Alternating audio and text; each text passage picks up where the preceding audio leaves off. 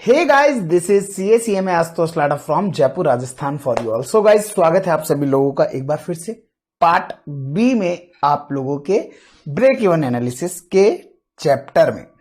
दोस्तों, last part में हम लोगों ने डिस्कस कर लिया था रिगार्डिंग पीवी रेशियोज। अब हम लोग इसके जितने भी टॉपिक हैं, जितने भी रिमेनिंग टॉपिक्स हैं, वो हम इस पार्ट में पूरे कंप्लीट करेंगे। देन हम लोग नेक्स्ट पार्ट से इसके क्वेश्चंस स्टार्ट कर देंगे। ठीक है, तो दोस्तों सबसे पहला जो डिस्कशन है मैं आपको बता दूं, लास्ट टू लास्ट पार्ट में जब हमने ब्रेक इवन एनालिसिस स्टार्ट किया था, तब मैंने आप लोगों को वहां पर क्या समझाया था कि किस तरह से सेल्स में चेंज होता है, किस तरह से वेरिएबल कॉस्ट में चेंज होता है, किस तरह से आप लोगों का प्रॉफिट में चेंज होता है, किस तरह से कंट्रीब्यूशन में चेंज होता है। देन उसके नेक्स्ट पार्ट में, दैट मीन्स हमारे पार्ट ए में अभी, वो हम लोगों ने डिस्कस किया आप लोगों के साथ कि किस तरीके से पीवी रेशियो कैलकुलेट होता है और किस तरह से पीवी रेशियो के डिफरेंट डिफरेंट फॉर्मूलाज बनाए जा सकते हैं। याद किए जा सकते हैं, नहीं बनाए जा सकते हैं, वो मैंने आपको बताया। अब मैं उसी को आगे कंटिन्यू करूंगा। अब हम लोग देखने वाले हैं कुछ अलग अलग और टॉपिक, जिसमें रहेगा आपका मार्जिनल कॉस्टिंग की इक्वेशन, आप लोगों का ब्रेक इवन पॉइंट, आप लोगों का मार्जिन ऑफ सेफ्टी, आप लोगों का डिजायर्ड सेल्स और कुछ स्पेशल सिचुएशन जहां पर ब्रेक इवन पॉइंट किस तरह से कैलकुलेट करना है, वो सारी चीजें। दोस्तों, सबसे पहले मैं आप लोगों के साथ डिस्कस करूंगा मार्जिनल कॉस्ट की इक्वेशन को। आप लोगों को पता है मार्जिनल कॉस्ट कैसे मार्जिनल कॉस्टिंग के अंदर प्रॉफिट हम लोग कैसे कैलकुलेट कर रहे हैं। सेल्स में से लेस किया वेरिएबल कॉस्ट तो आ गया कंट्रीब्यूशन, इसमें से फिक्स कॉस्ट लेस किया तो हमारे पास आ गया प्रॉफिट। तो क्या अल्टीमेटली मैं ऐसा बोल सकता हूं क्या कि सेल्स में से अगर मैं टोटल कॉस्ट को लेस कर देता हूं तो मेरे पास आता है प्रॉफिट? क्या मैं ऐसा बोल सकता हूं? आंसर है यस सर। बहुत आसानी से आप ये बात बोल सकते हो। ठीक है, चलिए, तो सेल्स में से टोटल कॉस्ट लेस करने से ही आता है। अब मुझे एक चीज बताओ, टोटल कॉस्ट में क्या क्या आता है? सर, टोटल कॉस्ट में आपका वेरिएबल कॉस्ट भी आता है, टोटल कॉस्ट में आपका फिक्स कॉस्ट भी आता है। तो इसका मतलब क्या हुआ? इसका मतलब हुआ सेल्स में से वेरिएबल कॉस्ट को लेस कर दो और फिक्स कॉस्ट को भी लेस कर दो तो आपके पास प्रॉफिट आ जाएगा। सभी समझदार व्यक्ति मुझे इस चीज के बारे में बताएं कि सेल्स में से वेरिएबल कॉस्ट को लेस कर देते हैं तो क्या आता है? सर, इसको बोलते हैं कंट्रीब्यूशन। क्या बोलते हैं दोस्तों? कंट्रीब्यूशन। अब मुझे एक चीज बताओ, अगर मैं इस माइनस के फिक्स कॉस्ट को अगर राइट हैंड साइड में ले जाऊंगा तो क्या ये प्लस का फिक्स कॉस्ट हो जाएगा? क्या आंसर है? यस सर, ये प्लस का फिक्स कॉस्ट हो जाएगा। तो अगर ये आप लोगों का प्लस में फिक्स कॉस्ट हो जाएगा तो अब इस सिचुएशन के अंदर हमारे को जो मार्जिनल कॉस्टिंग की इक्वेशन है वो कैसे हो जाएगी? वो बेहद आसानी से आप लोगों का हो जाएगा sales minus variable cost is equal to fixed cost plus profit. Got it? और दोस्तों, आपको पता है जब सेल्स में से वेरिएबल कॉस्ट को लेस करने से कंट्रीब्यूशन आता है तो इसका मतलब फिक्स कॉस्ट और प्रॉफिट जो है ये भी आपके इक्वल टू हो जाएंगे कंट्रीब्यूशन के। और दोस्तों, इसी इक्वेशन को हम लोग बोलते हैं मार्जिनल कॉस्टिंग इक्वेशन। क्या बोलते हैं दोस्तों? Marginal costing equation. अब सर, ये मार्जिनल कॉस्टिंग इक्वेशन क्यों पढ़ाई गई?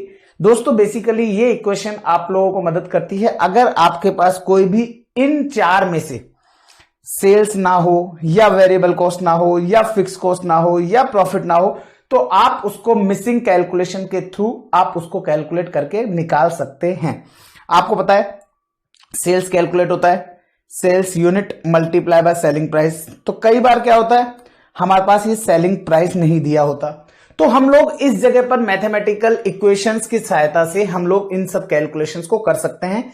इसलिए बोलते हैं मार्जिनल कॉस्टिंग इक्वेशन। ठीक है, छोटा सा पॉइंट था, बहुत ज्यादा इंपॉर्टेंट नहीं, लेकिन कहीं ना कहीं बहुत बेसिक है, आपको आगे चल के काफी यूज आएगा। देन इसके बाद में आता है एक कॉन्सेप्ट जिसे हम लोग बोलते हैं इस चैप्टर का नाम, जिसका नाम है ब्रेक इवन एनालिसिस। अब दोस्तों, ये ब्रेक इवन एनालिसिस एक ऐसा कॉन्सेप्ट है जो रिलेशनशिप बताता है। रिलेशनशिप का माइंड में आते ही आप लोग वैलेंटाइन वाली रिलेशनशिप पे मत चल जाना।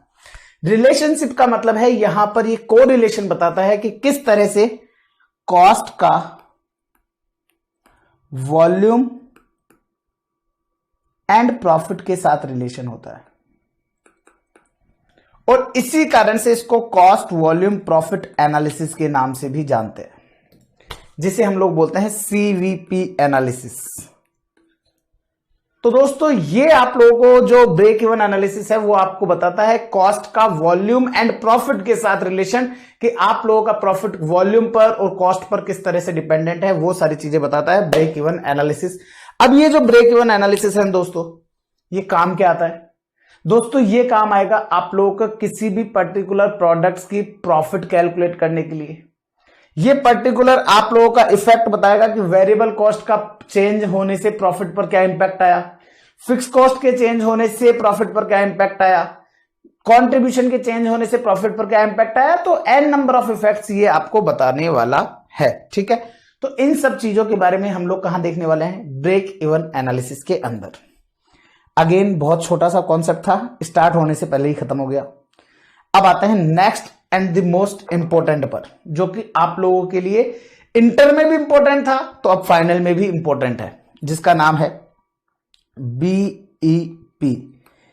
नाम सबको पता है कि बीईपी का फुल फॉर्म होता है break even point. Break even point, अब पॉइंट आता है, इस पॉइंट को कैसे कैलकुलेट करते हैं, ये हमारे पास पॉइंट आता है। तो दोस्तों नाम से पता चलता है ब्रेक इवन। इवन क्या होता है सर? इवन जब बैलेंस हो जाता है। और जब हम बात कर रहे हैं कॉस्ट वॉल्यूम प्रॉफिट एनालिसिस की या सीवीपी एनालिसिस की, जिसे हम लोग ब्रेक इवन एनालिसिस भी बोलते हैं, तो जब हम उसकी बात कर रहे हैं तो वहां पर ब्रेक इवन कब होगा? इवन कब होगा? तो दोस्तों ब्रेक इवन पॉइंट आप लोगों को ऑल्दो इंटर में भी पढ़ाया जा चुका है, इंटर में आप लोगों को हर एक जगह से आपने सेल्फ भी किया होगा तो भी आपने पढ़ा होगा। Break even point is a point जहां पर एक ऑर्गेनाइजेशन को ना तो प्रॉफिट होता है और ना ही लॉस होता है। अब बताओ ऐसा कैसे हो सकता है सर? या तो हमारे को प्रॉफिट होगा या लॉस होगा, दोनों ही नहीं होगा। ये क्या हुआ दोस्तों? ऐसी सिचुएशन जहां पर ना तो प्रॉफिट हो ना लॉस हो, इसका मतलब आपकी सेल्स जो है वो आपके टोटल कॉस्ट के इक्वल है, या मैं यूं कहूं कि सेल्स में से टोटल कॉस्ट को लेस करने से प्रॉफिट आता है, लेकिन वो प्रॉफिट नहीं लाता है। उस सिचुएशन को हम लोग बोलते हैं ब्रेक इवन पॉइंट। क्या बोलते हैं दोस्तों? Break even point. अब पॉइंट आता है सर, ये ब्रेक इवन पॉइंट कैलकुलेट कैसे होता है? मैंने कहा जिसको इतना सा पता है कि अगर आप लोगों को इतना सा पता है ना कि ब्रेक इवन पॉइंट होता क्या है, जिसको ये पता है कि ब्रेक इवन पॉइंट होता क्या है, उसके बाद आप लोगों को परेशान होने की जरूरत नहीं है। क्यों? जिसको ये पता है कि ब्रेक इवन पॉइंट कैसे आता है, क्या होता है, उसके बाद आपको टेंशन लेने की जरूरत नहीं है। क्यों? क्योंकि आपको पता है कि break even point is a point जहां पर सेल्स इज इक्वल टू होता है टोटल कॉस्ट। अब आपको पता है sales is equal to total cost होता है, और टोटल कॉस्ट में आपकी वेरिएबल कॉस्ट भी आती है और फिक्स कॉस्ट भी आती है। तो क्या मैं ऐसा कह सकता हूं क्या कि एक ऐसा सेल्स जहां पर वेरिएबल कॉस्ट और फिक्स कॉस्ट दोनों सेम हो? सेम हो मतलब वेरिएबल कॉस्ट फिक्स कॉस्ट का टोटल, जिसे हम टोटल कॉस्ट बोलते हैं, और सेल्स, दैट मींस अगर आपकी 1 लाख की सेल्स है तो टोटल कॉस्ट भी 1 लाख आए, उसे कहते हैं ब्रेक इवन पॉइंट। अब मुझे फॉर्मूला आपको याद होगा, बेशक आप लोगों ने इंटर में इसके ऊपर इतने सारे क्वेश्चन किए हैं कि आपको इसका फॉर्मूला याद होगा, लेकिन आखिरकार ये फॉर्मूला कैसे बना वो मैं आपको बताना चाहूंगा। दोस्तों सेल्स कैसे कैलकुलेट होता है सर? सेल्स कैलकुलेट होता है selling unit multiply by selling price. मैंने कहा वेरिएबल कॉस्ट कैसे कैलकुलेट होता है sir? Sales unit multiply by variable cost per unit, और फिक्स कॉस्ट फिक्स्ड कॉस्ट है। क्या मैं ऐसा बोल दूं क्या? इस फॉर्मूले को अगर मैं आप लोगों की इजाजत हो तो क्या मैं इसको इस तरह से कन्वर्ट कर सकता हूं क्या? एक ऐसा सेल्स जो कि टोटल कॉस्ट के इक्वल हो, या सेल्स में से माइनस कर दूं वेरिएबल कॉस्ट। ये वाला वेरिएबल कॉस्ट अगर मैं लेफ्ट हैंड साइड में ले जाऊंगा तो क्या होगा सर? यहां प्लस है वहां माइनस हो जाएगा। That should be equal to your fix cost. तो इन शॉर्ट मैं ऐसा कह सकता हूं बीईपी इज ए पॉइंट जहां पर सेल्स इज इक्वल टू होता है टोटल कॉस्ट के, या कंट्रीब्यूशन इज इक्वल टू होता है फिक्स कॉस्ट के। क्या वो एक ही बात है? आंसर है यस सर, एक ही बात है।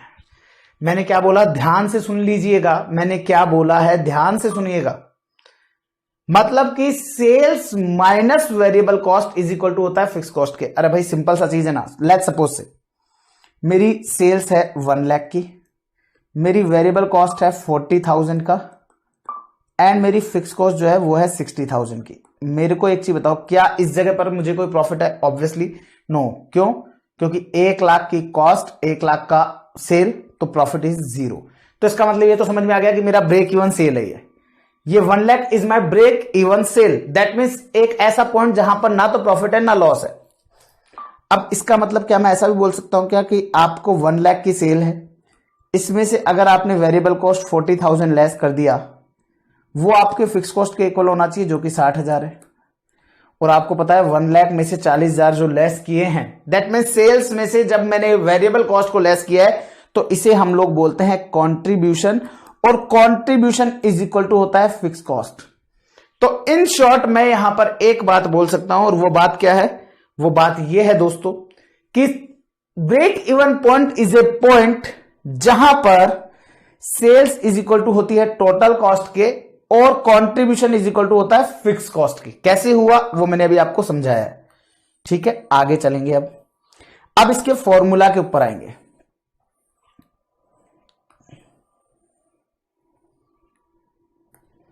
अब ध्यान से सुनना, मैंने आप लोगों के साथ यहां पर यह कैलकुलेट किया कि सेल्स माइनस वेरिएबल कॉस्ट, और सेल्स माइनस वेरिएबल कॉस्ट क्या होता है? कंट्रीब्यूशन। और इसका मतलब कंट्रीब्यूशन कैसे कैलकुलेट होता है? सर, सेल्स यूनिट को जब आप कंट्रीब्यूशन पर यूनिट से मल्टीप्लाई कर देते हो, सेल्स यूनिट को जब आप कंट्रीब्यूशन पर यूनिट से मल्टीप्लाई कर देते हो, तो आता है कंट्रीब्यूशन, और ये इज इक्वल टू होना चाहिए फिक्स कॉस्ट के। तो कल को अगर कोई क्वेश्चन आपसे ये पूछे कि break even point in units बताओ, तो यूनिट मतलब कि ये वाली यूनिट। अब ये यूनिट जाननी हो तो मुझे क्या करना होगा? सर बिल्कुल आसान है, सेल्स यूनिट इधर रह जाएगा और कंट्रीब्यूशन जो मल्टीप्लाई में है वो उधर चल जाएगा, और मल्टीप्लाई वाली चीज जब उधर जाती है तो क्या हो जाती है सर? डिवाइड। तो fix cost divided by contribution per unit, और इस तरीके से निकल जाता है आपका फॉर्मूला नंबर 1, जिसे हम लोग बोलते हैं break even point in units. ये आया आपके पास break even point in units का फॉर्मूला।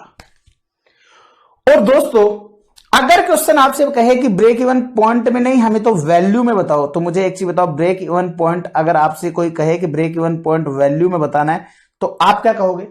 सर, जिस तरह से सेल्स निकलती है सेम उसी तरह से ब्रेक इवन सेल्स निकलेगी। इस ब्रेक इवन पॉइंट को रुपीज में वैल्यू में बोलूं या ब्रेक इवन सेल बोलूं, एक ही बात है। तो ब्रेक इवन सेल कैसे निकलती है? सर बड़ा simple, sales unit multiply by selling price.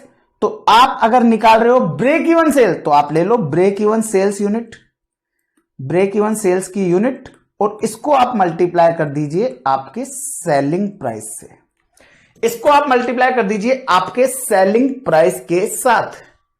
अब थोड़ा सा दिमाग लगाइएगा, आपने आज तक फॉर्मूला देखा है सर, फिक्स कॉस्ट में कंट्रीब्यूशन पर यूनिट का डिवाइड लगाते हैं तो यूनिट आता है, पीवी रेशियो का डिवाइड लगाते हैं तो रुपीज में आ जाता है। लेकिन वो रुपीज में कैसे आता है वो मैं आप लोगों को बताना चाहूंगा एक एग्जाम्पल के साथ। आप लोगों को एग्जाम्पल कॉपी करने की जरूरत नहीं है, बेफिक्र रहिए। सेलिंग प्राइस आपको दे रखी है, लेट्स सपोज से सेलिंग प्राइस है 100, वेरिएबल कॉस्ट आपको दे रखी है लेट्स सपोज से 40, आपको फिक्स कॉस्ट जो है वो दे रखा है 60,000, और क्वेश्चन आपसे जानना चाहता है calculate break even sale in rupees and in units. ये दो चीजें आपसे जानना चाहता है। अब दोस्तों, मैं अगर यहां से बात करूं तो देखो, सेलिंग प्राइस में से वेरिएबल कॉस्ट लेस कर देता हूं तो मेरे पास 60 रुपीज आ गया कंट्रीब्यूशन पर यूनिट। तो अगर मैं ब्रेक इवन सेल निकालना चाहूं तो ब्रेक इवन सेल यूनिट्स में जो है वो मेरे पास आ जाएगी fix cost, that mean 60,000 divided by contribution per unit, that mean 60। तो मेरी ब्रेक इवन सेल आ जाएगी 1000 यूनिट। मेरी ब्रेक इवन सेल आ जाएगी 1000 यूनिट। और अगर मुझे ब्रेक इवन सेल रुपीज में निकालनी है तो मैं क्या करूंगा? अरे भैया, अभी अभी यूनिट में निकाला है ना 1000, इसको आप मल्टीप्लाई कर दो सेलिंग प्राइस जो कि है 100 से, तो ये हो जाएगी आपकी 1 लाख। मतलब कि 1 लाख एक ऐसा अमाउंट है जहां पर ना तो प्रॉफिट होगा ना लॉस होगा। चेक करा दूं, ध्यान से देखिएगा। सेल्स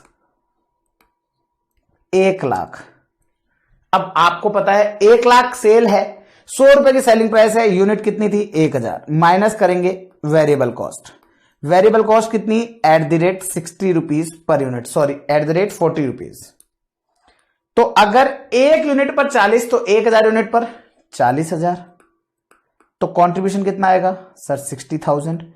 कंट्रीब्यूशन 60, इसमें से माइनस कर दोगे फिक्स कॉस्ट विच इज 60,000, तो आपके पास प्रॉफिट होगा कि लॉस, ना तो प्रॉफिट होगा ना लॉस होगा। दैट्स इट, हो गया काम खत्म। तो इस तरीके से आप लोगों का जो ब्रेक इवन पॉइंट है वो कैलकुलेट होता है। अब आपने आज तक जो है, आपने ये वाला फॉर्मूला तो हम रेयरली यूज करते हैं, हम लोग तो फॉर्मूला यूज करते हैं सर फिक्स कॉस्ट में जब पीवी रेशियो का डिवाइड होता है तो। अब ये फॉर्मूला कैसे बना वो भी सिखाता हूं मैं आपको, इसी एग्जांपल के सहारे में सिखाता हूं। मुझे एक चीज बताओ, पीवी रेशियो कैसे आएगा सर? पीवी रेशियो आएगा आपका कंट्रीब्यूशन अपॉन सेल्स। कंट्रीब्यूशन कितना है सर 60, सेल्स कितना है सर 100, पीवी रेशियो कितना आ जाएगा 60%। क्लियर है? अब आप लोगों को अगर बीईपी रुपीज में निकालना है तो आप लोगों ने एक फॉर्मूला सीखा है और वो कहता है कि फिक्स कॉस्ट 60,000 में आप पीवी रेशियो 60% का डिवाइड लगा दो, तो 60% का डिवाइड लगाया तो ये 1 लाख आएगा। ये यहां तक सबको पता है कि हाँ जी पीवी रेशियो के डिवाइड लगाने से बीईपी रुपीज में आ जाता है, लेकिन ये फॉर्मूला बना कैसे है वो जानना इंपॉर्टेंट है। ध्यान से सुनना दोस्तों, अभी अभी मैंने आप लोगों को एक फॉर्मूला बताया, बीईपी रुपीज में निकालने के लिए मैं बीईपी यूनिट्स ले लूंगा और उसको मैं मल्टीप्लाई कर दूंगा सेलिंग प्राइस के साथ, उसको मैं मल्टीप्लाई कर दूंगा सेलिंग प्राइस के साथ। मैं आपसे जानना चाहूंगा ये ब्रेक इवन पॉइंट यूनिट्स में कैसे कैलकुलेट होता है, तो आप लोगों का आंसर होगा sir fix cost divided by contribution per unit, यही होगा। अब मुझे एक चीज बताओ, क्या मैं इस फॉर्मूला को ऐसे लिख सकता हूं क्या कि BEP rupees is equal to fix cost divided by contribution per unit, इससे तो आ जाएगा आपका बीपी यूनिट्स और इसको मल्टीप्लाई कर दोगे सेलिंग प्राइस से। अब ध्यान से सुनिएगा, ध्यान से सुनिएगा दोस्तों, ये जो इक्वेशन है ना, ये वाली इक्वेशन, इस इक्वेशन को मैं इस तरीके से भी लिख सकता हूं, fix cost divided by contribution per unit divided by selling price. दोस्तों जब डिवाइड के डिवाइड में कोई चीज होती है तो वो मल्टीप्लाई हो जाती है, ये इसी कारण से ये जो सेलिंग प्राइस डिवाइड में आया, इसीलिए ये सेलिंग प्राइस यहां पर क्रॉस मल्टीप्लाई हुआ है। एक एग्जांपल के साथ बताता हूं, इसी क्वेश्चन के अंदर अगर मैं बात करूं तो मैंने क्या किया, 60,000 का फिक्स कॉस्ट लिया, इसमें मैंने डिवाइड लगाया ₹60 का कंट्रीब्यूशन पर यूनिट और इसको मैंने मल्टीप्लाई कर दिया मेरे सेलिंग प्राइस जो कि है 100। तो 60,000 डिवाइड बाय 60 से 1000 आया और 1000 को 100 से मल्टीप्लाई किया तो मेरे पास 1 लाख आ गया। अब मैं रादर देन दिस मैं ये कर दूं 60,000 डिवाइडेड बाय, ये तो हो गया मेरा कंट्रीब्यूशन और ये डिवाइड में आ गया 100। अब आपको पता है 60 डिवाइडेड बाय 100 करूं या मैं इसको 0.60 बोल दूं, एक ही बात है। और ये 0.60 क्या है, ये अपने आप में पीवी रेशियो है और इससे आ जाएगा 1 लाख। दोस्तों इस कारण से ये जो फॉर्मूला है ये break even point divided by PV ratio बना है। और दोस्तों मैं आपको बता दूं, अगर आप लोगों को ये चीज समझ में आ गई तो बेहतरीन, नहीं भी आई तो घबराने की बात नहीं है।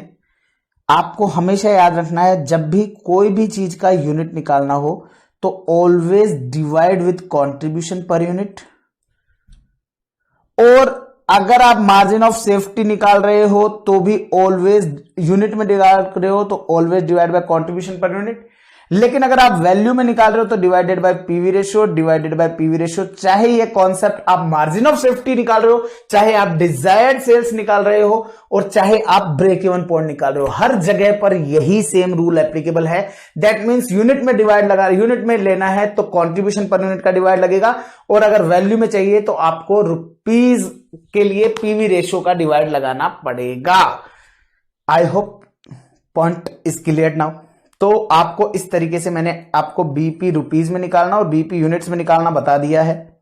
दोस्तों इसी के साथ एक दूसरा कॉन्सेप्ट भी साथ के साथ चलता है जिसे हम लोग बोलते हैं मार्जिन ऑफ सेफ्टी। क्या बोलते हैं दोस्तों? Margin of safety. नाम से कुछ पता चल रहा है क्या? Margin of safety.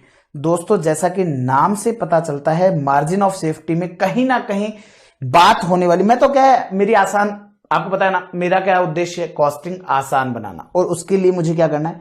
इनके शब्दों के ऊपर जाऊंगा, इनके वर्ड्स के ऊपर जाऊंगा, और इनके वर्ड्स क्या कहते हैं? Margin of safety. अब इस शब्द के ऊपर एक एक करके जाएंगे। मार्जिन सेफ्टी का मार्जिन। अब बच्चा बोलता है सर ये क्या होता है? दोस्तों मुझे एक चीज बताओ, आज सपोज से मैं एक बिजनेस चालू करने गया, मैंने बिजनेस चालू करने का सोचा। बिजनेस चालू करने के लिए जब मैंने पहले साल बिजनेस रन किया तो मैंने देखा कि मैंने 1 लाख की सेल करी है।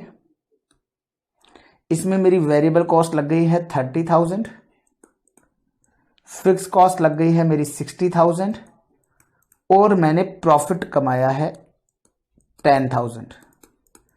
मुझे आप लोगों से एक चीज पूछना है, क्या मैं सेफ हूं? आंसर है यस, आप सेफ हो। क्यों हो? क्योंकि मैंने मेरी दोनों की दोनों कॉस्ट रिकवर कर ली है। मैंने दोनों की दोनों कॉस्ट रिकवर कर ली, और दोनों की कॉस्ट को रिकवर करने के बावजूद मैंने 10,000 रुपए का प्रॉफिट भी कमा लिया है। अब मुझे एक चीज बताओ, क्या मैं सेफ हूं? आंसर है यस।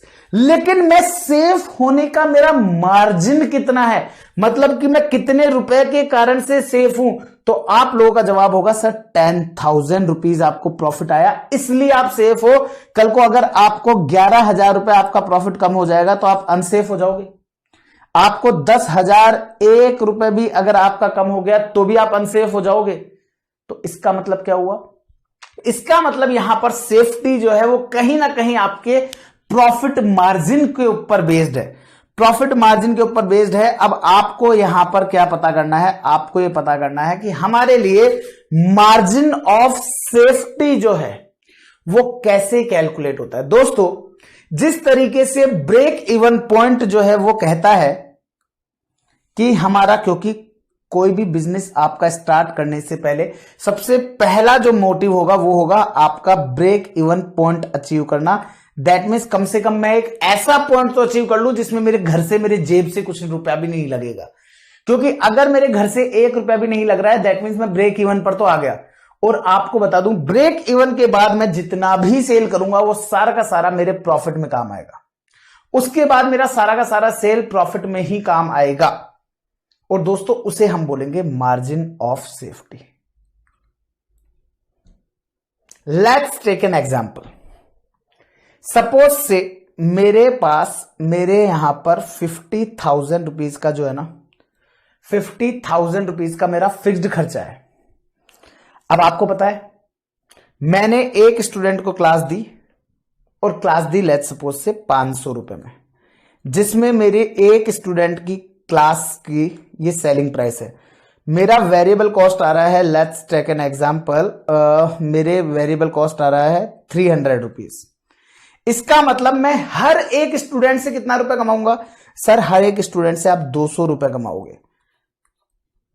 अब मेरे को यहां पर ये तो समझ में आ गया कि मैं मेरी क्लास 500 रुपीज में बेचता हूं, और मुझे उसमें से 300 रुपए का खर्चा हो जाएगा। मतलब कि अगर मेरा एक स्टूडेंट भी मेरी क्लास लेता है तो वो मुझे 500 देकर के जाएगा कि 200 रुपए देकर के जाएगा। मतलब कि मेरे लिए प्रॉफिट नुमा, प्रॉफिट के तौर पर अगर मैं बात करूं तो वो मुझे 500 रुपए देकर के जाएगा कि 200। आपका आंसर आएगा सर 200 रुपए। क्यों? क्योंकि 200 रुपए ही है, क्योंकि उस 500 को कमाने के लिए 300 तो मेरे खर्च ही हो रहे हैं। तो असलियत में मैं कितने कमा रहा हूं? 200 रुपए। अब मेरा सबसे पहला पॉइंट क्या होगा? देखो 500 रुपए की सेल में से 300 रुपए तो मैं रिकवर कर लेता हूं। उसके बाद मेरा जो बचता है कंट्रीब्यूशन बचता है। ये जो कंट्रीब्यूशन है ना, ये 2 जगह कंट्रीब्यूट करता है, फिक्स कॉस्ट और प्रॉफिट में। पहला मेरा मोटिव क्या होगा?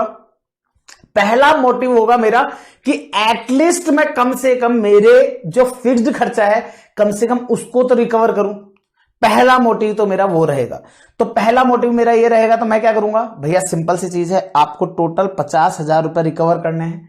एक स्टूडेंट आपको 200 रुपए कमा करके देगा, तो इसका मतलब आपको क्या होगा, 50,000 डिवाइड बाय 200। इसका मतलब आप कम से कम अगर 250 स्टूडेंट एक्सपेक्ट करते हो तो ही आप पढ़ाने में आइएगा, अन्यथा मत आइएगा।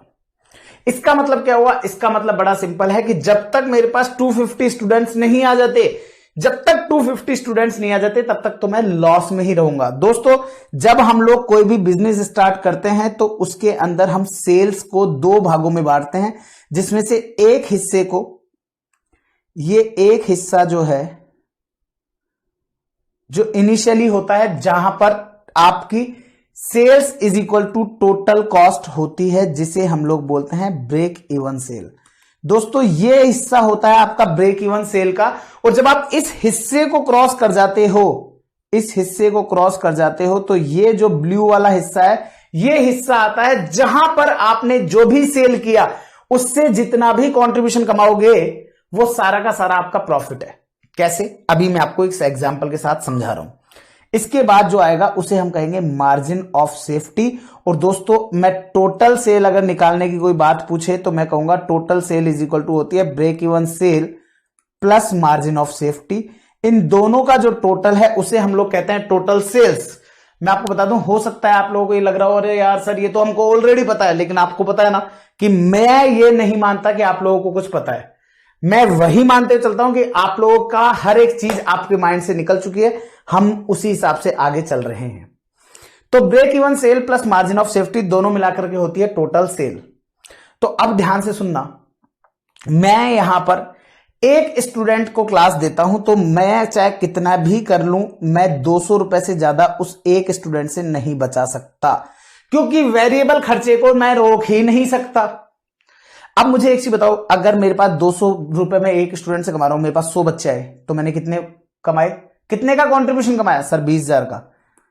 20,000 का कंट्रीब्यूशन कमाऊंगा, 50,000 रुपए की फिक्स कॉस्ट है, लॉस आएगा सर, 30,000 का लॉस है। मेरे पास बच्चे आए 200 बच्चे, हर एक बच्चे से 200 रुपए, तो मेरे पास कंट्रीब्यूशन आया 40,000। अभी भी मेरे पास लॉस है 10,000 का, अभी भी मेरे पास लॉस है 10,000 रुपए का। मेरे पास बच्चे आए 250, मेरे पास टोटल कंट्रीब्यूशन आया 50,000, फिक्स कॉस्ट 50,000, ये भी 50,000, प्रॉफिट आया 0। मेरे पास बच्चे आए सपोज से 400 पर 200 रुपीज के हिसाब से 80,000 कमाए, 80,000 रुपीज कमाए, तो वो आपके लिए कितना हुआ, 80,000 में से फिक्स कॉस्ट लेस किया 50, तो कितना का प्रॉफिट हुआ, 30,000। अब क्रॉस चेक करा देता हूं, ध्यान से सुनिएगा। 250 was break even point and total sale कितनी हुई, 400 में से 250 अगर आपका ब्रेक इवन पॉइंट है, तो इसका मतलब 150 आपकी क्या थी, मार्जिन ऑफ सेफ्टी। और 150 पर 200 रुपीज के हिसाब से अगर मैं बात करूं तो कितना आता है सर, 30,000 का कंट्रीब्यूशन आता है। इन एक्स्ट्रा 250 बच्चों के बाद के जितने भी स्टूडेंट होंगे उनका जो कंट्रीब्यूशन होगा वो होगा 30,000, और ये पूरा का पूरा कंट्रीब्यूशन आप चेक कर सकते हो, आपके प्रॉफिट में शो हो रहा है। इसका मतलब ये हो गया, once you achieved break even sale, after that if you will sell even a single unit, then that single unit will contribute for the profit. Not even a single penny will use to cover fixed cost. Reason? Because at break even point, full fixed cost already being covered. आपकी पूरी की पूरी fix cost break even point पर cover हो जाती है। Break even point के बाद में आपके पास केवल और केवल आपको वेरिएबल कॉस्ट कवर करनी है, और वेरिएबल कॉस्ट कवर करते ही कंट्रीब्यूशन आता है, और वो जो कंट्रीब्यूशन है वो पूरा का पूरा आपका प्रॉफिट कहलाता है। वो पूरा का पूरा क्या कहलाता है, आपका प्रॉफिट कहलाता है। इसका मतलब क्या हो गया, इसका मतलब बड़ा सिंपल है, मार्जिन ऑफ सेफ्टी जो है उसके केस में contribution will always equal to profit. इस एग्जांपल में चेक कर लो आप, यहां पर 250 में से 400 स्टूडेंट टोटल गए ने क्लास ली, इसमें से 250 तो मेरे ब्रेक इवन के थे, तो मार्जिन ऑफ सेफ्टी तो मेरी 150 की थी, और 150 का 200 से मल्टीप्लाई किया तो मेरे पास कंट्रीब्यूशन आया 30,000, और चाहे तो चेक कर लो, ये रहा 30,000 30,000 30,000 30,000। इसका मतलब पूरा का पूरा कंट्रीब्यूशन आपका प्रॉफिट में जाता है। तो at margin of safety contribution is equal to होता है प्रॉफिट। और कंट्रीब्यूशन कैसे कैलकुलेट होता है sir? Sales unit multiply by contribution per unit, और ये इक्वल टू किसके होगा? प्रॉफिट के। अब अगर कोई मेरे से इस सेल्स यूनिट की कैलकुलेशन करवाना चाहे तो मैं क्या कहूंगा? सिंपल सर, प्रॉफिट में कंट्रीब्यूशन पर यूनिट का डिवाइड लगा दो, आ जाएगा मार्जिन ऑफ सेफ्टी यूनिट्स। और अगर रुपीज में चाहिए तो डिवाइड लगा दो पीवी रेशियो का। कैसे करना है वो मैं आपको ऑलरेडी समझा चुका हूं। जो ब्रेक इवन में है सेम वही काम है, सेम वही काम यहां पर भी करना है। तो इस तरीके से आप लोगों का मार्जिन ऑफ सेफ्टी होता है। ध्यान रखिएगा इस चीज को। छोटी छोटी बात है लेकिन इंपॉर्टेंट बात है, ये छोटी सी बात है लेकिन इंपॉर्टेंट बात है। उम्मीद करता हूं ब्रेक इवन सेल और ये क्लियर है। दोस्तों कई बार आपके एग्जाम में ना जो ब्रेक इवन सेल है ना, वो आपसे ब्रेक इवन सेल के साथ साथ वो आपसे ब्रेक इवन पॉइंट दो तरीके से पूछ लेता है। कैसे? वो आपसे पूछ लेता है कैश बीईपी कैलकुलेट करके बताओ। अब ये नया कॉन्सेप्ट ऑल्दो हो सकता है आप लोगों ने इंटर में पढ़ा होगा। इंटर में ग्रुप 2 में मैं आपको ये चीज पढ़ाता हूं, कैश ब्रेक इवन पॉइंट का कॉन्सेप्ट, ऑल्दो ग्रुप 1 में भी था। कैश ब्रेक इवन पॉइंट, मुझे एक चीज बताओ, ब्रेक इवन पॉइंट का फॉर्मूला क्या होता है sir? Fixed cost divided by contribution per unit, या अगर आपको रुपीज में चाहिए तो fix cost divided by PV ratio. अब अगर कोई क्वेश्चन आपसे पूछेगा कि कैश ब्रेक इवन पॉइंट बताओ, तो इसका मतलब क्या है? ब्रेक इवन पॉइंट से पहले कैश ले लिया तो लो जी, फिक्स कॉस्ट से पहले भी कैश ले लो, खत्म, ये फॉर्मूला हो जाएगा। अब पॉइंट अराइज होता है सर कैश फिक्स्ड कॉस्ट क्या होती है? दोस्तों कैश फिक्स कॉस्ट का मतलब होता है एक ऐसी कॉस्ट जहां पर एक्चुअल में आपका कैश लग रहा है, जैसे कि रेंट। रेंट के लिए क्या आपको कैश देना पड़ेगा? आंसर है यस। मुझे एक चीज बताओ, क्या डेप्रिसिएशन फिक्स कॉस्ट है? आंसर है यस। क्या डेप्रिसिएशन के लिए कोई कैश देना पड़ेगा? अब आपका पॉइंट आएगा सर पहले डेप्रिसिएशन के लिए कैश दिया होगा, आपकी मशीन खरीदी होगी तभी तो आ रहा है। मैंने कहा कैश तो दिया था 3 साल पहले, डेप्रिसिएशन तो इस बार भी चार्ज कर रहे हो, तो क्या कोई कैश लगा उसके लिए? आंसर है नो। तो इसलिए ध्यान रखिएगा आप लोग जब भी कैश ब्रेक इवन पॉइंट निकालेंगे तो आपको कैश फिक्स कॉस्ट लेनी है। That means non cash fix cost को इग्नोर करना है। और नॉन कैश फिक्स कॉस्ट होती है जैसे कि डेप्रिसिएशन है, जैसे कि अमोर्टाइजेशन है, इस तरह के खर्चे हैं। क्लियर है? उम्मीद करता हूं ये सारा पॉइंट आप लोगों के लिए क्लियर हो गया होगा। अब आइएगा नेक्स्ट कॉन्सेप्ट के ऊपर चलते हैं। ब्रेक इवन पॉइंट हो गया है कंप्लीट, आपका मार्जिन ऑफ सेफ्टी भी हो गया है कंप्लीट। अब आता है एक नया कॉन्सेप्ट जिसे हम लोग कहते हैं margin of safety, sorry desired sales. Margin of safety तो ऑलरेडी डिस्कस कर चुका हूं। अब आता है डिजायर्ड सेल्स का कॉन्सेप्ट। अब दोस्तों ये जो डिजायर्ड सेल्स है ना, पहली बात तो ये नाम से ही पता चल रहा है डिजायर्ड सेल्स।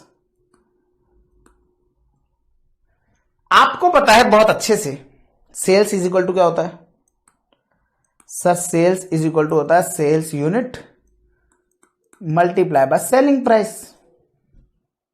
सेल्स यूनिट होता है sales unit multiply by selling price. अगर डिजायर्ड सेल्स पता करनी हो तो desired sales unit multiply by selling price. अब समस्या कहां आती है सर? ये डिजायर्ड सेल्स यूनिट कैसे आएगी? ये डिजायर्ड सेल्स यूनिट कैसे आएगी, यही तो है सर समस्या। दोस्तों आइएगा ध्यान से सुनेंगे, मुझे एक चीज बताइएगा, कंट्रीब्यूशन इज इक्वल टू क्या होता है sir? Contribution is equal to होता है आपकी sales unit multiply by contribution per unit, multiply by contribution per unit. अगर मुझे कोई कहे कि इस सेल्स यूनिट को कैलकुलेट करो तो कैसे करेंगे सर? बड़ा सिंपल है, इधर ये जो मल्टीप्लाई में कंट्रीब्यूशन पर यूनिट है ये इधर चल जाएगा और ये इधर डिवाइड में हो जाएगा। तो ऐसे करके आपका sales unit is equal to होता है contribution divided by contribution per unit. अब यहां से मेरी सेल्स यूनिट पता चल जाती है, लेकिन पॉइंट आता है सर सेल्स यूनिट किसने पूछा? हमने तो डिजायर्ड सेल्स यूनिट पूछा है। तो कोई बात नहीं, डिजायर्ड सेल्स पूछा है तो डिजायर्ड कंट्रीब्यूशन ले लो ऊपर। अब पॉइंट अराइज होता है सर डिजायर्ड कंट्रीब्यूशन क्या होता है? दोस्तों ध्यान से सुनना, आप लोगों को पहला फॉर्मूला कंट्रीब्यूशन का बताया गया सेल्स माइनस वेरिएबल कॉस्ट। मैंने आपको दूसरा फॉर्मूला भी बताया था क्या, फिक्स्ड कॉस्ट प्लस प्रॉफिट। तो फिक्स्ड कॉस्ट प्लस प्रॉफिट, ये भी मैंने फॉर्मूला बताया था। अब मैंने उसी फॉर्मूले का यूज करना है। फिक्स्ड कॉस्ट प्लस प्रॉफिट में जब मैं कंट्रीब्यूशन पर यूनिट का डिवाइड लगाता हूं तो मेरे पास आता है सेल्स यूनिट, क्योंकि फिक्स्ड कॉस्ट प्लस प्रॉफिट क्या है, कंट्रीब्यूशन, और कंट्रीब्यूशन में कंट्रीब्यूशन पर यूनिट का डिवाइड लगाऊंगा तो क्या आएगी, सेल्स यूनिट। लेकिन क्वेश्चन मेरे से जानना चाहता है डिजायर्ड सेल्स यूनिट। कोई बात नहीं, तो डिजायर्ड सेल्स यूनिट का मतलब क्या होता है, एक ऐसा यूनिट लेवल कैलकुलेट करके बताओ जहां से हम लोग हमारी जितनी भी इच्छा है, जितना भी प्रॉफिट हमारा इच्छा है, हमारी रिक्वायरमेंट है, उतना प्रॉफिट हम कमा सके। तो कोई बात नहीं, डिजायर्ड सेल्स के लिए डिजायर्ड प्रॉफिट ले लो, जो भी आपका प्रॉफिट है। कल को कई बार क्वेश्चन आपको क्या करता है कि डिजायर्ड प्रॉफिट की जगह क्वेश्चन डिजायर्ड कंट्रीब्यूशन ही दे देता है, फिर तो बात ही खत्म, फिर तो ये वाला फॉर्मूला लग जाएगा, desired contribution divide by contribution per unit. और कल को क्वेश्चन डिजायर्ड प्रॉफिट दे दे तो ये वाला फॉर्मूला लगा दोगे, क्योंकि fix cost plus desired profit अपने आप में डिजायर्ड कंट्रीब्यूशन के बराबर होगा। क्लियर है, क्लियर है।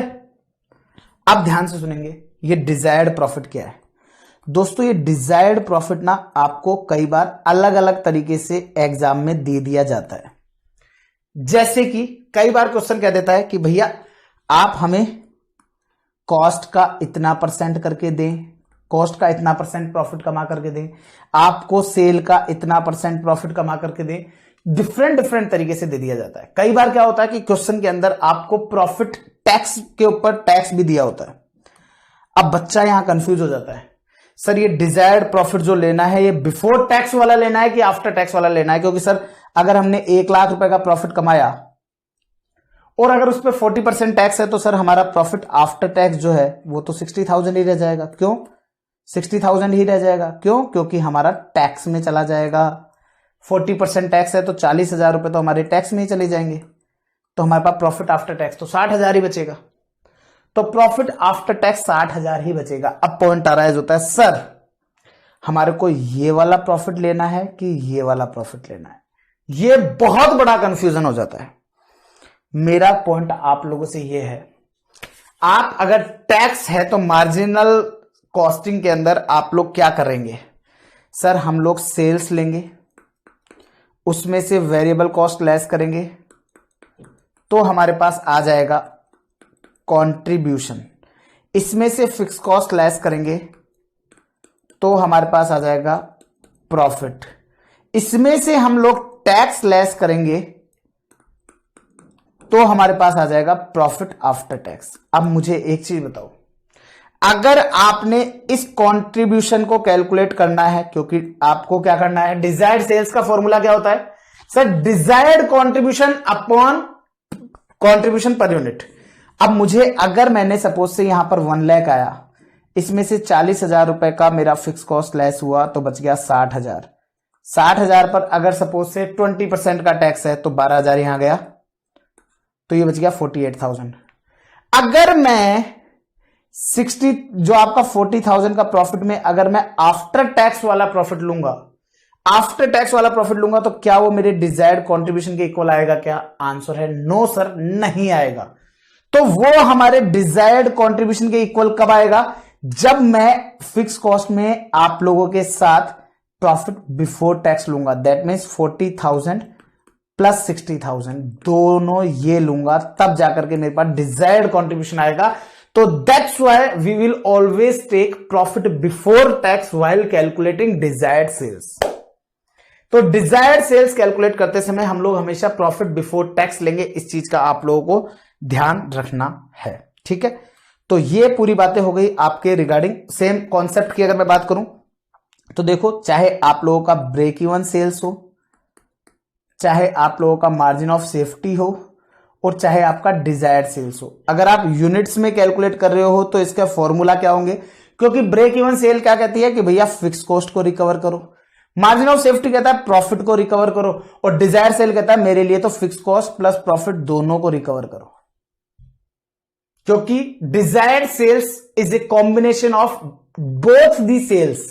आपको क्योंकि डिजायर्ड सेल्स आपको दोनों तरह की सेल्स कैलकुलेट कर लेता है, तो इसलिए तो आपको अब यूनिट्स में कैलकुलेट करना है तो contribution per unit, contribution per unit, contribution per unit, खत्म। और अगर आप लोगों को वैल्यू में पता करना है तो डिवाइड में पीवी रेशो, पीवी रेशो और पीवी रेशो का डिवाइड लगा देंगे, काम खत्म।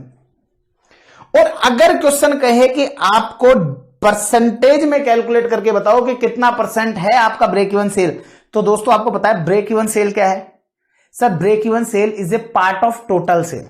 तो आपको अगर परसेंटेज में चाहिए तो break even sale divided by total sale, यहां पर margin of safety divided by total sale, और यहां पर नहीं पूछेगा कभी भी आपसे, तो ये भी आपसे क्वेश्चन पूछ सकता है। एक पॉइंट और ध्यान से सुनिएगा, कई बार पता क्या होता है, क्वेश्चन आप लोगों को थोड़ा घुमाने का कोशिश करता है, और वो घुमाने की कोशिश करता है तो पता है क्या करता है? क्वेश्चन ने कहा फिक्स्ड कॉस्ट 60,000, प्रॉफिट 40,000, 60,000 एंड 40,000, और क्वेश्चन कह देता है कि ब्रेक इवन सेल जो है, ब्रेक इवन सेल वो आपको दे देता है। कई बार क्वेश्चन ब्रेक इवन सेल कैसे दे देता है? ब्रेक इवन सेल उसने दे दी आपको, लेट सपोज से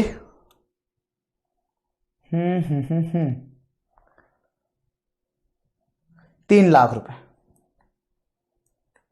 ब्रेक इवन सेल दे दी आपको 3 लाख रुपए दोस्तों। और वो क्वेश्चन कहता है कि मार्जिन ऑफ सेफ्टी कैलकुलेट करो, और क्वेश्चन ने आपको पीवी रेशियो नहीं दिया। मुझे एक चीज बताओ, क्या इस जगह से पीवी रेशियो कैलकुलेट हो सकता है क्या? आंसर है यस सर, हो सकता है, हो सकता है सर। इससे मार्जिन ऑफ सेफ्टी से इस जगह से हमारा पीवी रेशियो बहुत आसानी से कैलकुलेट हो सकता है, क्योंकि आपने क्या किया होगा, ब्रेक इवन सेल के लिए 60,000 में पीवी रेशियो का डिवाइड लगाया होगा, और उससे आपके पास आया होगा 3 लाख।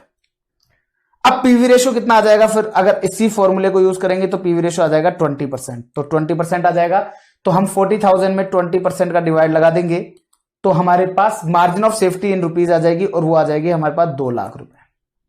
यहां तक तो समझ में आता है, लेकिन सोच के बताइए, लेट सपोज से क्वेश्चन आपको क्या बोलता है, फिक्स कॉस्ट नहीं पता, प्रॉफिट नहीं पता, फिक्स कॉस्ट क्या है नहीं पता, प्रॉफिट क्या है नहीं पता, पीवी रेशियो क्या है नहीं पता, कुछ ही नहीं पता जी। बस क्वेश्चन केवल इतना सा कहता है कि फिक्स्ड कॉस्ट एंड प्रॉफिट का जो रेशियो है ना, फिक्स कॉस्ट एंड प्रॉफिट का जो रेशियो है ना, वो 6:4 का है, वो 6:4 का रेशियो है। अब दोस्तों फिक्स कॉस्ट का अमाउंट पता होता तो मैं पीवी रेशियो निकाल सकता था, यहां तो सर पीवी रेशियो निकाल ही नहीं सकते। ऐसी सिचुएशन के अंदर सर मेरे को क्वेश्चन कह दे मार्जिन ऑफ सेफ्टी निकालो, तो कैसे निकालूंगा? तो दोस्तों मैं आपको बता दूं, जो रेशियो फिक्स कॉस्ट का प्रॉफिट के साथ है, सेम वही रेशियो ब्रेक इवन सेल का मार्जिन ऑफ सेफ्टी के साथ होता है, सेम वही रेशियो उसी के साथ होता है। तो अगर आपका फिक्स कॉस्ट का प्रॉफिट के साथ रेशियो 6:4 है, तो ब्रेक इवन सेल का और मार्जिन ऑफ सेफ्टी का भी 6:4 होगा। इसका मतलब ब्रेक इवन सेल 6 के बराबर होगा, तो मार्जिन ऑफ सेफ्टी 4 के बराबर, तो ये हो जाएगा 2 लाख। और इस तरीके से 2 लाख आ जाएगा। 2 लाख कैसे आया? ब्रेक इवन सेल जो कि है 3 लाख, वो बराबर है 6 के, क्योंकि break even sale fix cost के बेस से आता है, और मुझे चाहिए margin of safety, margin of safety profit के बेस से आता है, और वो है 4। तो इस तरीके से ये हो जाएगा आपका 2 लाख। अब मुझे एक चीज बताओ, सेम इसी तरीके से आप लोगों को कल को ये दिया होता और ये नहीं दिया होता, तो आप कैलकुलेट कर सकते हो क्या? आंसर है यस सर, आसानी से कर सकते हैं। सपोज से आपको ये नहीं दिया, ये नहीं दिया, और आपको ये दे दिया कि प्रॉफिट है 40,000, प्रॉफिट है 40,000, और क्वेश्चन आपसे कहता है प्रॉफिट 40,000 है और ब्रेक इवन सेल का और मार्जिन ऑफ सेफ्टी सेल का 6:4 का रेशियो है, और आपको कह दे कि फिक्स कॉस्ट कैलकुलेट करो, तो आप आसानी से कैलकुलेट कर सकते हैं, 60,000 आएगा, क्योंकि 40,000 जो है वो 4 के बराबर है, तो 6 के बराबर कितना आएगा आपका? 60,000। क्रॉस चेक करा देता हूं आप लोगों को, क्रॉस चेक करा देता हूं आप लोगों को। ये सारी बातें जो है ना, ये सारी नोट्स में लिखी हुई है अपनी, ध्यान से सुनिएगा। फिक्स्ड कॉस्ट कितनी है? 60,000। Profit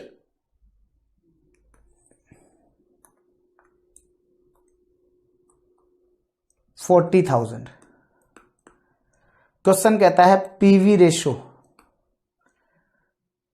10%, PV ratio 10%। अब मुझे एक चीज बताओ, ब्रेक इवन सेल कैसे आएगी? सर फिक्स कॉस्ट 60,000 में आप डिवाइड लगाएंगे पीवी रेशो का जो कि है 10%, तो आपके पास ब्रेक इवन सेल आ जाएगी 6 लाख। मार्जिन ऑफ सेफ्टी कैसे आएगी? सर मार्जिन ऑफ सेफ्टी आएगी प्रॉफिट जो कि आपका 40,000, उसमें आप डिवाइड लगाओगे 10% के पीवी रेशो का, तो वो आएगा सर 4 लाख। मैं आपसे जानना चाहता हूं ब्रेक इवन सेल और मार्जिन ऑफ सेफ्टी दोनों के बीच का रेशियो क्या है? सर 6:4। तो फिर ये भी बता दो कि फिक्स कॉस्ट और प्रॉफिट का सेल रेशियो क्या है? अगेन 6:4। That's it. तो आप लोगों को इस चीज का भी ध्यान रखना है कि आपको कई बार क्वेश्चन इस तरीके से भी घुमा सकता है, तो आप लोग उस चीज के लिए अवेयर रहेंगे। क्लियर है? आई होप यहां तक की सारी बातें आप लोगों के लिए क्लियर होंगी। और दोस्तों यहां तक की सारी बातें क्लियर हैं, तो दोस्तों मैं आपको बता दूं ब्रेक इवन एनालिसिस के जितने टॉपिक्स थे उनमें से एक टॉपिक को छोड़ के हमने सारे टॉपिक कंप्लीट कर लिए हैं। तो मैं आप लोगों के साथ क्या कर रहा हूं, पहले आप लोगों के साथ वो सारे टॉपिक के ऊपर डिस्कशन कर रहा हूं जो मुझे करने हैं। तो आइए दोस्तों फटाफट से आप लोग अपनी स्क्रीन पर देखेंगे, बुक नहीं निकालेंगे।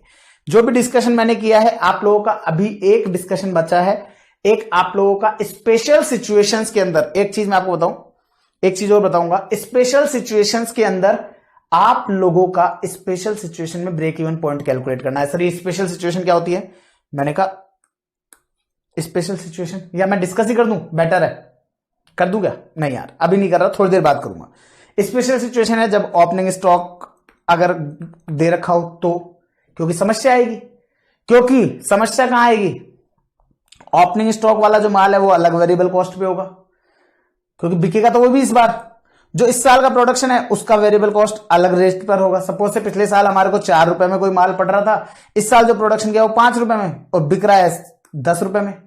तो जो ओपनिंग स्टॉक वाला माल है उस पर तो 6 रुपए का कॉन्ट्रीब्यूशन, और जो इस साल का प्रोडक्शन है उस पर 5 रुपए का कॉन्ट्रीब्यूशन। और ब्रेक इवन पॉइंट निकालते टाइम क्या करना होता है? Fix cost divided by contribution per unit. तो अब ऐसी केस में कौन सा वाला कॉन्ट्रीब्यूशन ले, 6 रुपीज की 5 रुपीज, या दोनों का एवरेज, या वेटेड एवरेज, क्या करना है?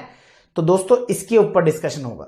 कई बार आपको सेमी वेरिएबल कॉस्ट दे रखा है तो उस केस के अंदर आपको ब्रेक इवन पॉइंट कैसे निकालना है, सेमी फिक्स कॉस्ट दे रखा है तो कैसे निकालना है, मर्ज कंपनी है तो कैसे निकालना है। तो ऐसे आपके पास डिफरेंट जो है वो ऑप्शन रहेंगे। फिक्स्ड इनकम आपको दे दी क्वेश्चन में, तो उस केस में आपको ब्रेक इवन पॉइंट कैसे निकालना है, ये डिफरेंट सिनेरियोज रहेंगे। वो वाले पॉइंट्स को डिस्कस करते ही हमारा ये वाला पार्ट कंप्लीट हो जाएगा। फिर हम लोग नेक्स्ट पार्ट में एक्सक्लूसिवली केवल क्वेश्चन पे बात करेंगे और अगले 3 घंटे में मैं पूरा चैप्टर फिनिश कर दूंगा। ठीक है, तो अगले 10 से 15 मिनट हम लोग इसके नोट्स को डिस्कस कर रहे हैं। फटाफट आ जाएंगे आप लोग। आइए सबसे पहले मार्जिनल कॉस्ट इक्वेशन की बात कर लेते हैं। ऐसा कोई बहुत ज्यादा इंपॉर्टेंट रिलेवेंट नहीं, बस हाँ एक नॉलेज पर्पज के लिए आप लोगों के लिए इंपॉर्टेंट है। क्या बोलता है?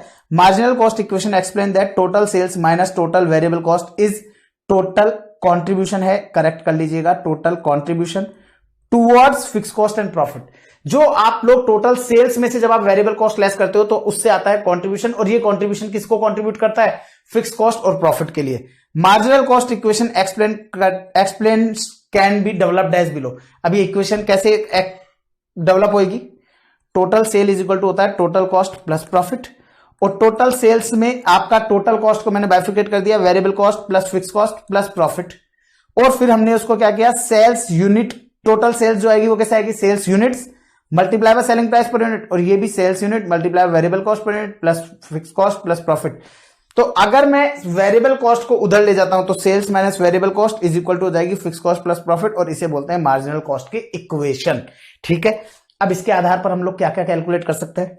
देखो इसके बेसिस पर हम लोग क्या क्या कैलकुलेट कर सकते हैं। तो हमारे पास यहां पर हर एक चीज है।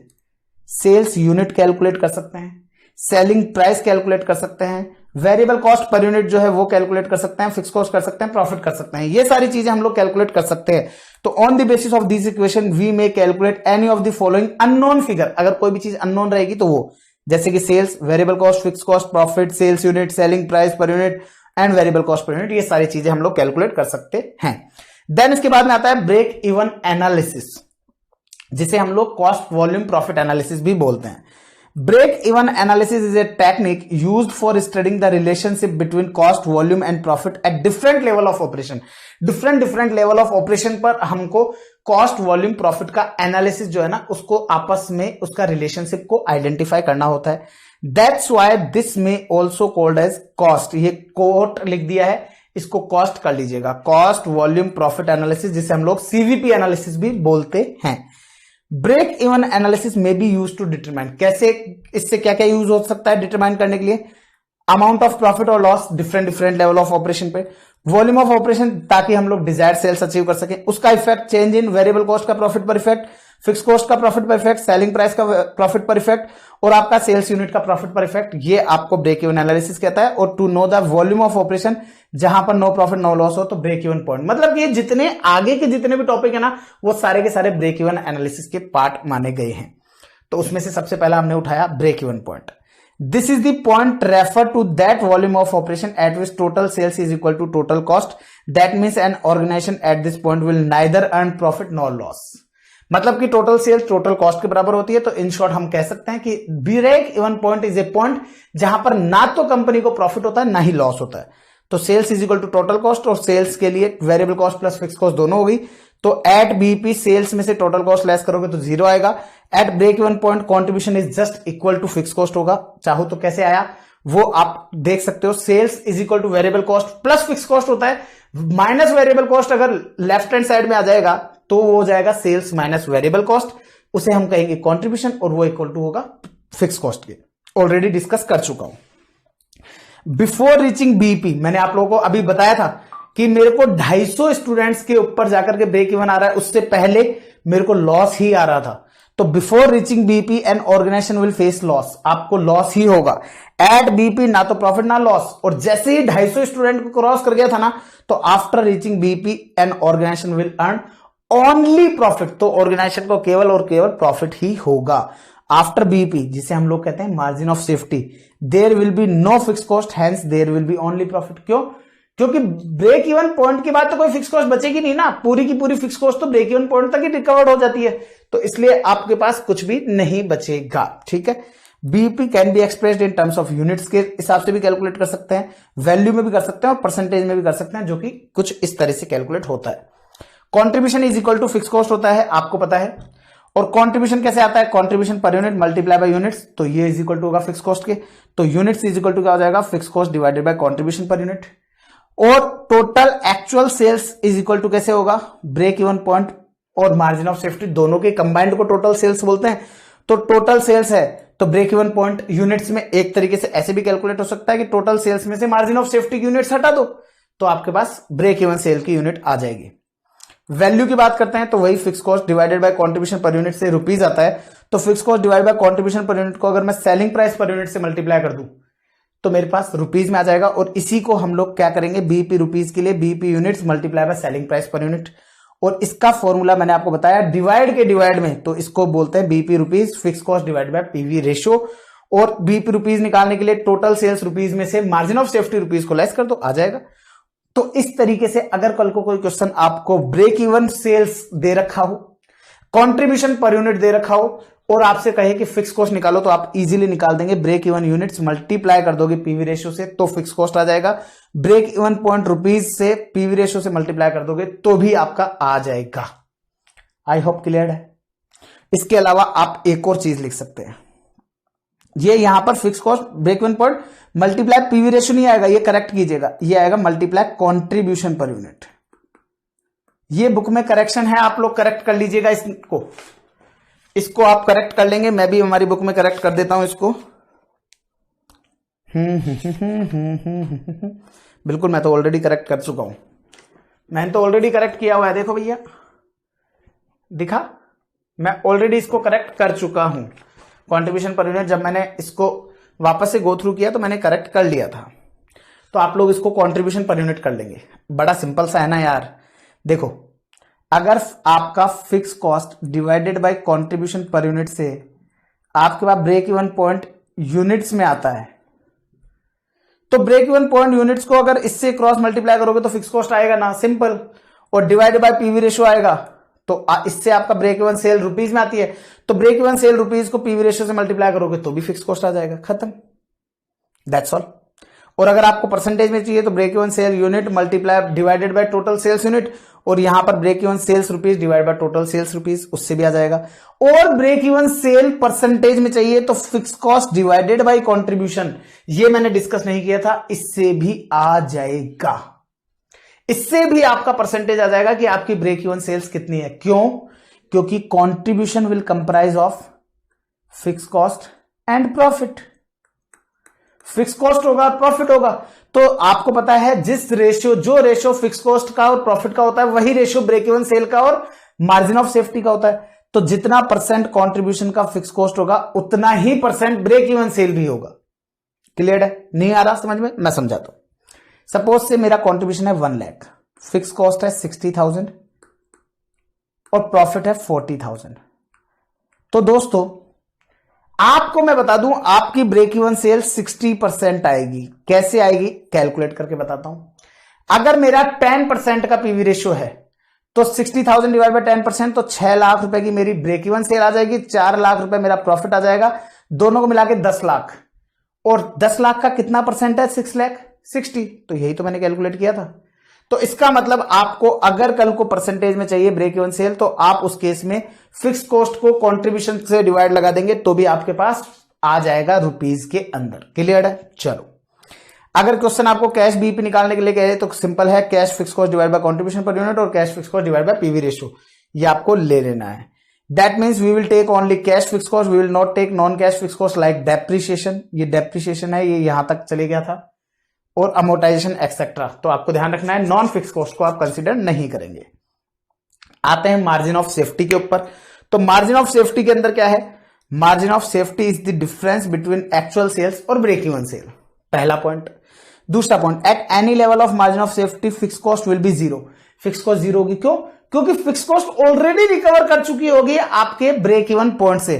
Since fix cost already recovered from break even sale, BE sale नहीं है ये, एक तो फ्रॉम है और ये बी सेल्स को है ना बड़ा लिखो आप, ब्रेक इवन सेल्स, इसको आप बड़ा लिखेंगे। ब्रेक इवन पॉइंट जो आता है वो break even sales, that means amount if any amount of contribution. That means अगर हमारा कोई भी कॉन्ट्रीब्यूशन आता है, there will be from margin of safety, margin of safety से कोई भी कॉन्ट्रीब्यूशन आता है, then such contribution will always equal to profit. अभी मैंने आप लोगों को एग्जाम्पल में भी समझाया था, 250 स्टूडेंट्स के बाद मेरे जितने भी स्टूडेंट आए उनसे जितना भी कंट्रीब्यूशन कमाया वो पूरा का पूरा मेरे लिए प्रॉफिट था। कंट्रीब्यूशन में से फिक्स कॉस्ट लेस करोगे, प्रॉफिट आएगा। At margin of safety contribution is equal to होता है प्रॉफिट। तो इसीलिए कंट्रीब्यूशन कैसे आता है? Contribution per unit multiply bye units. तो यूनिट्स में निकालना है तो कंट्रीब्यूशन पर यूनिट का डिवाइड लगा दो। In short we can say margin of safety will provide safety to an organization so that they will not face any loss, तो उनको कोई लॉस ना हो, इसलिए सेफ्टी प्रोवाइड करता है। Hence we can say safety amount in our is our profit excess contribution after fix cost. तो मतलब कि अब अपना जो प्रॉफिट है, जो कि कैसे आता है, ब्रैकेट में लिख लीजिए excess contribution after fix cost. Excess contribution है आफ्टर फिक्स कॉस्ट के, वो हमारे लिए सेफ्टी है। एमओएस कैन बी एक्सप्रेस कैसे हो सकता है? Profit divided by contribution per unit, unit में निकालना हो तो इससे आपको प्रॉफिट भी आ सकता है, margin of safety units multiply by contribution per unit से। क्लियर है? जिस तरीके से हम लोगों ने फिक्स कॉस्ट निकाला था ना, हमने फिक्स कॉस्ट कैसे निकाला था? ब्रेक इवन सेल्स की यूनिट्स को कंट्रीब्यूशन पर यूनिट से मल्टीप्लाई कर दोगे तो आता था फिक्स कॉस्ट। तो यहां पर भी वही कॉन्सेप्ट है, मार्जिन ऑफ सेफ्टी की यूनिट्स को कंट्रीब्यूशन पर यूनिट से मल्टीप्लाई करोगे ना तो आपके पास आएगा प्रॉफिट, क्योंकि मार्जिन ऑफ सेफ्टी की सेल पर जो कंट्रीब्यूशन है वो पूरा का पूरा प्रॉफिट ही है। और मार्जिन ऑफ सेफ्टी यूनिट्स कैसे आ सकता है? टोटल सेल्स में से ब्रेक इवन सेल्स को लेस कर दोगे तो यूनिट्स में एक्चुअल सेल्स को अगर मार्जिन ऑफ सेफ्टी के परसेंटेज से मल्टीप्लाई कर दोगे तो भी। इन वैल्यू की बात करें तो profit divide by PV ratio कर दो, या margin of safety multiply PV ratio करोगे तो उससे प्रॉफिट आ जाएगा। परसेंटेज की बात कर लेते हैं तो percentage margin of safety divide by actual sales कर दो, या margin of safety divide by actual sales rupees में कर दो, या प्रॉफिट डिवाइड बाय कंट्रीब्यूशन कर दोगे तो भी आपका आ जाएगा। One thing we should remember that break-even sale is based on fixed cost and margin of safety is based on profit. Hence, ratio of fixed cost to profit and break-even point to margin of safety will remain same. Already discuss कर दिया था, 6:4 का जो ratio था वही ratio break even cell का और उसका है। इसके ऊपर मैंने एक एग्जाम्पल भी डिस्कस किया है एग्जाम्पल क्या है, एक तो आपका सेल्स दे रखी है, यूनिट्स दे रखी है, वेरिएबल कॉस्ट दे रखी है, फिक्स कॉस्ट दे रखी है।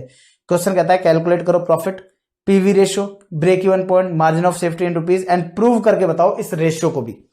तो देखो जी, सेल्स आपको दे रखी है 1 लाख, वेरिएबल कॉस्ट 40,000, तो कॉन्ट्रीब्यूशन कितना हो जाएगा 60,000, कॉन्ट्रीब्यूशन 60,000, इसमें से 40,000 रुपए की फिक्स कॉस्ट गई, तो आपका प्रॉफिट बच गया 20,000। अब मुझे एक चीज बताओ, फिक्स कॉस्ट और प्रॉफिट का रेशियो क्या है सर? 4:2, जिसे हम लोग 2:1 भी बोल सकते हैं।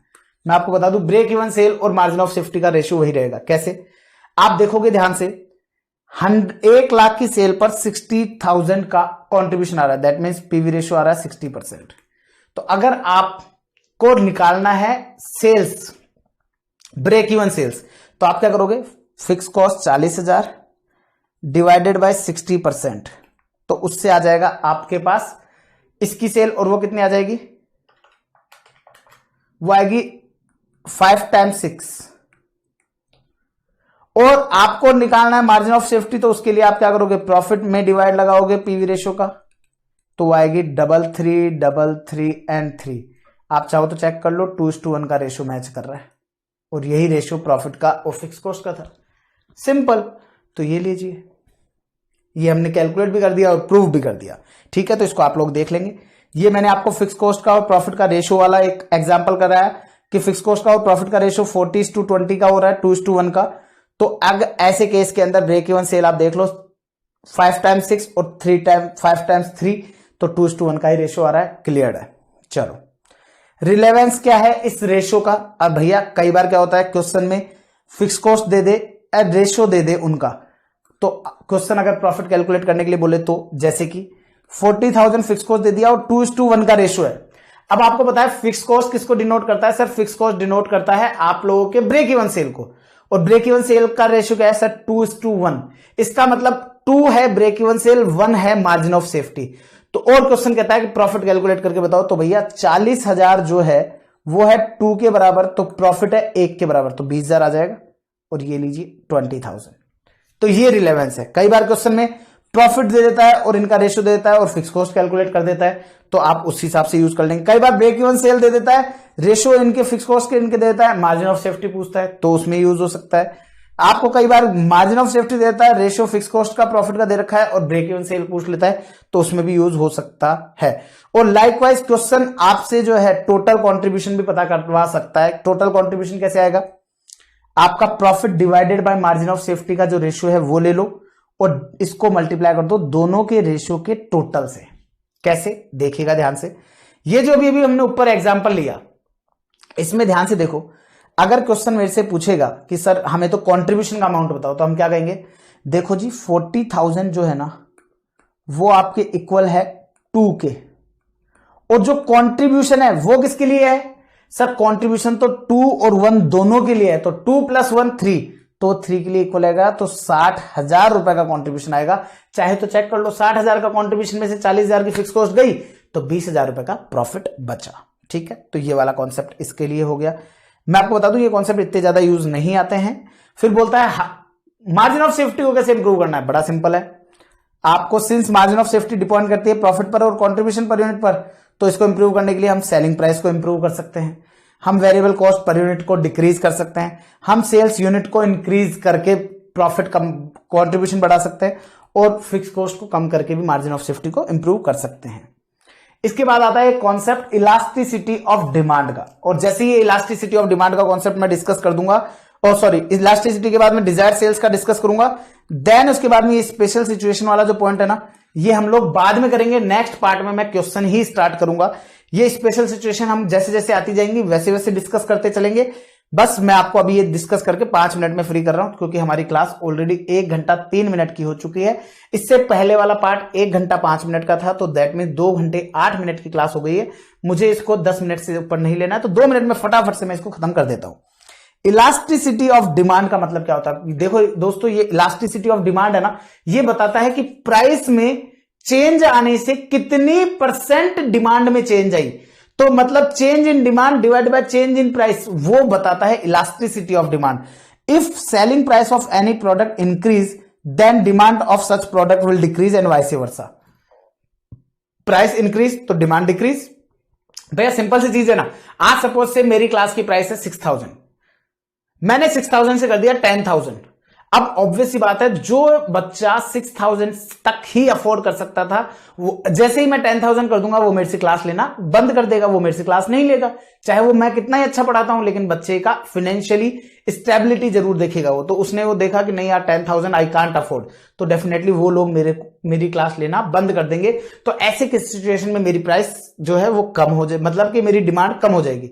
अगर मैंने मेरी क्लास की फीस जो है वो 6000 से कम करके 4000 कर दी, तो अब वो जो बच्चा जो मेरे को 6000 में भी अफोर्ड नहीं कर पा रहा था, वो भी अफोर्ड करने लगेगा, तो मेरी डिमांड बढ़ जाएगी। तो इन शॉर्ट, प्राइस कम होगी तो डिमांड बढ़ेगी, और प्राइस ज्यादा होगी तो डिमांड कम होगी, वाइस वर्सा।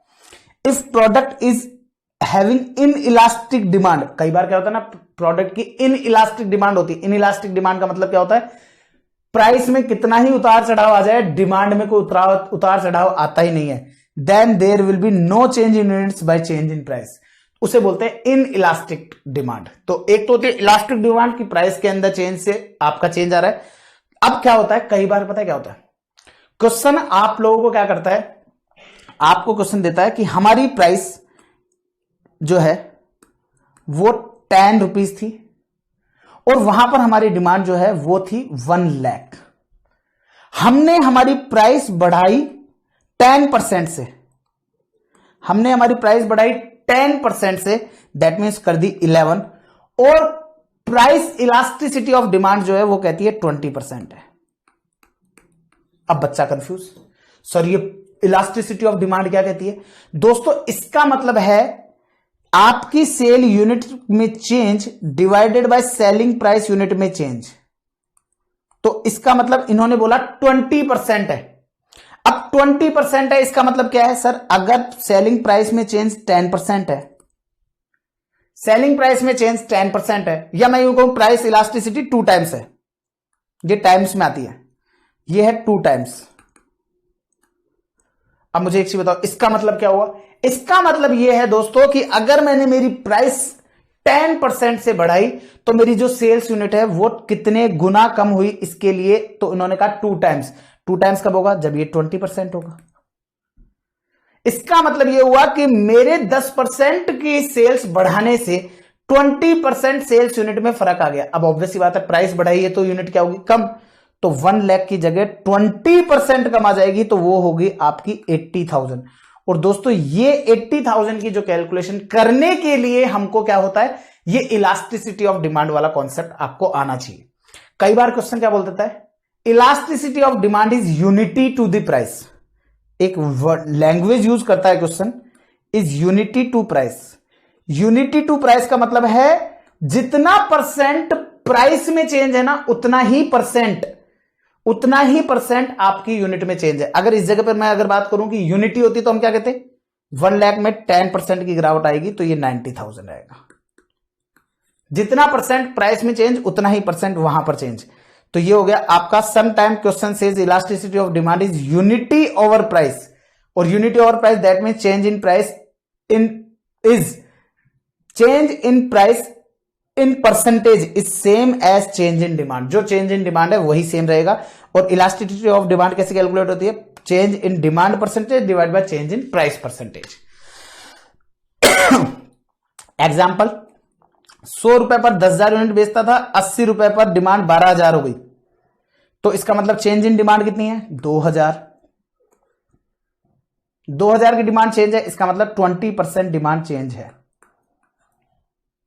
और चेंज इन प्राइस क्या है? 20%। तो ये भैया ये आ गया 1 टाइम, दैट मीन्स ये यूनिटी हो गई, तो ये यूनिटी ऑफ प्राइस है। ये क्लियर है? डिजायर्ड सेल्स का मतलब, डिजायर्ड सेल्स का मतलब होगा समटाइम क्वेश्चन में asked to determine level of sale to earn desired, कितना सेल्स कमान, इस प्रॉफिट को कमाने के लिए कितनी सेल करने की जरूरत है, ये हमारे से क्वेश्चन पूछता है। और ये अगर चीज पूछता है तो कैसे होगा? यूनिट्स, इसमें डिजायर्ड सेल्स के लिए वही fix cost plus desired profit divided by contribution per unit कर देंगे, और अगर रुपीज में चाहिए तो पीवी रेशियो का डिवाइड लगा देंगे, दैट्स इट, इससे ज्यादा और कुछ नहीं है। Sometime instead of desired profit, कई बार क्या होता है ना क्वेश्चन डिजायर्ड प्रॉफिट की जगह डिजायर्ड कंट्रीब्यूशन दे देता है, तो डिजायर्ड कंट्रीब्यूशन दे देता है तो डायरेक्टली उसको ले लो। Then to calculate desired sales we will take desired contribution instead of, क्यों? इन दोनों का कंबाइंड कंट्रीब्यूशन होता है, तो उस केस में ये फॉर्मूला हो जाएगा। For the purpose of above calculation we will always take profit before tax if question has given profit after tax. अगर क्वेश्चन में प्रॉफिट आफ्टर टैक्स दिया होगा तो हमको उसको चेंज करने के लिए क्या करना होगा, profit after tax divided by 1 minus tax rate. कैसे? लेट्स सपोज से मेरा प्रॉफिट आफ्टर टैक्स दे रखा है 60,000, क्वेश्चन ने कहा 40% का टैक्स है। अब मुझे एक चीज बताओ, अगर x was my profit before tax तो उसमें से मैंने कितना दे दिया होगा, उसमें से मैंने 40% टैक्स दे दिया होगा, तो इसका मतलब मेरा प्रॉफिट आफ्टर टैक्स कितना बचेगा, 0.6। तो 60,000 को अगर 0.6 के बराबर है तो एक एक्स के बराबर कितना होगा, 1 लाख। इन शॉर्ट मैंने क्या किया, 1 माइनस टैक्स रेट जो कि है 0.40%। तो आपको प्रॉफिट बिफोर टैक्स बनाने के लिए प्रॉफिट आफ्टर टैक्स में 1 माइनस टैक्स रेट का डिवाइड लगा दोगे, और इसके लिए जब भी आप मार्जिन ऑफ सेफ्टी कैलकुलेट करोगे तो आप इसी को लोगे, आप दूसरे को नहीं लोगे। That's all guys. सो इसी के साथ ब्रेक इवन एनालिसिस के जितने भी पॉइंट्स थे वो सारे के सारे कंप्लीट हो गए हैं। अब मैं आप लोगों को बता दूं कुछ स्पेशल सिचुएशंस जो हैं वो मैं आप लोगों को लेटर पार्ट में डिस्कस करूंगा, मतलब कि नेक्स्ट पार्ट में आप लोगों के साथ डिस्कस करूंगा। इस चैप्टर की अगर मैं बात करता हूं तो इस चैप्टर में आप लोगों को टोटल 12 क्वेश्चन दिए हुए हैं, और उन 12 में से 7 क्वेश्चंस तो एग्जाम की क्वेश्चंस है, मतलब कि 7 बार तो एग्जाम में पूछे गए क्वेश्चंस हमारे इस चैप्टर में, 12 में से 7 क्वेश्चंस एग्जाम के हैं। तो नेक्स्ट पार्ट में मैं आप लोगों के साथ ये इसकी क्वेश्चन से स्टार्ट करूंगा, और मैं आपको बता दूं अगले 3 घंटे में हम लोग हमारे इस पूरे चैप्टर को फिनिश कर देंगे। That's all guys, bye bye, take care, ध्यान रखिएगा आपका और आपके अपनों का। एंड मुझे बताना मत भूलिएगा कि आप लोगों को ये पूरे कॉन्सेप्ट समझ में आए कि नहीं आए। ऑल्दो मैंने लास्ट में जाकर के थोड़ा सा फास्टली आप लोगों के साथ कवर अप किया, वो इसलिए क्योंकि मैं ऑलरेडी इन सब बातों को ऑलरेडी डिस्कस कर चुका था आप लोगों के साथ। इस कारण से मैंने आप लोगों का इस पार्ट को, रीडिंग वाला टाइम जो है उसको मैंने बहुत फास्टली ले लिया। उम्मीद करता हूं आप लोगों को डाउट नहीं आया होगा। प्लीज मुझे बताना जरूर भूलिएगा मत कि आप लोगों को कैसा लगा ये पूरा का पूरा ब्रेक इवन एनालिसिस के कॉन्सेप्ट, जो ऑल्दो आप लोगों ने इंटर में ऑलरेडी पढ़ा हुआ था, बट मैंने इसको काफी अच्छे से और इलेबोरेट करके आप लोगों के साथ पेश किया। उम्मीद करता हूं कि ये जो 3 घंटे में जो मैंने ये चीजें समझाई हैं ये आप लोगों के लिए काफी यूजफुल रही होंगी। अगर रही हो तो प्लीज मुझे जरूर आपके फीडबैक दीजिएगा। Okay guys, bye bye, take care, all the best, and फिर मिलते हैं नेक्स्ट पार्ट में नेक्स्ट क्वेश्चंस के साथ। Bye bye.